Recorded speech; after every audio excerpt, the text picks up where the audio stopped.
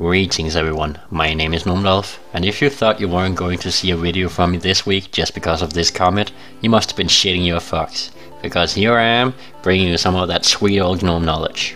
This time on the weapon Tora-21. Up close, this weapon will be dealing damage, especially if you're hitting your target. That damage will be 28, and at a distance it will be 15. This amount of damage will land you anywhere between 4 and 7 shots to kill. This isn't all that spectacular, however it does share this trait with a lot of the other automatic weapons in the game, so it's not like it's horrible. What is horrible, however, is the headshot multiplier that this weapon has, which is only 1.2. This does mean that you will need all 3 bullets to land in the head in order to take your shots to kill down to 3. This isn't all that different from a lot of the other automatic weapons in the game, however it's definitely not a benefit. Moving on to the range for this weapon, which isn't all that spectacular either. It comes in at the 3rd worst range for an automatic assault rifle, only beating the ARX 160 and the Famas, which at this point is basically just considered an SMG. It does share the 3rd place with the M4 though. Attempting to improve this horrible range using either the modified rifling attachment or the precision barrel will yield the usual results of the precision barrel outperforming the modified rifling in most cases. To give you guys a visual representation, here's the furthest range of which you can 4-shot people, and this is the range where you start needing 7 shots to kill.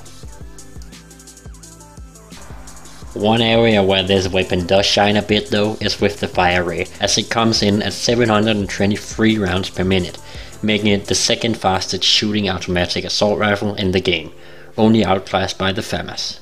This together with the damage of the weapon puts its time to kill at .296 up close and .553 at a distance. Comparing this to the average time to kill of the assault rifles, we can see that it lands in that sweet middle spot, without anything in particular to point out really. It's just kinda there. As for the hipfire of this weapon, it does what it's supposed to, and is most easily comparable to an SMG, as you can just mow down people with the high fire rate, while also maintaining a fairly decent accuracy. Some other stats you may be interested in knowing for this weapon is that the reload speed for the gun is 2.9 seconds with bullets still left in the chamber, and 3.8 seconds without any bullets left in the chamber. This will be taken down to 2 seconds with bullets still left in the chamber if you're using the reload perk, and 2.7 seconds without any bullets left in the chamber if you're using that perk.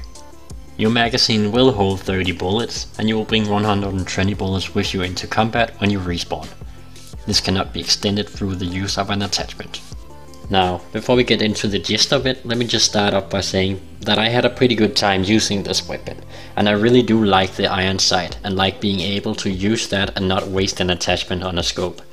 However, I can't help but feel like that everything this weapon tries to do, the Famas already does, and it does it better.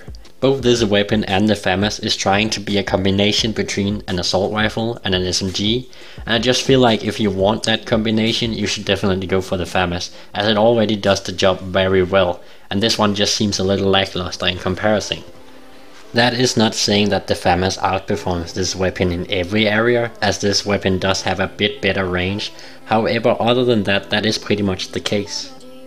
If you do want to go ahead and give it a try though, I do recommend that you try out the Ironsight, cause as I mentioned I actually did really like that, and with the recoil it has, which is just up and slightly to the right every time you shoot, you can easily counteract it and really make the Ironsight work for this weapon, which means you can save that attachment slot you would have used on a scope for anything else really.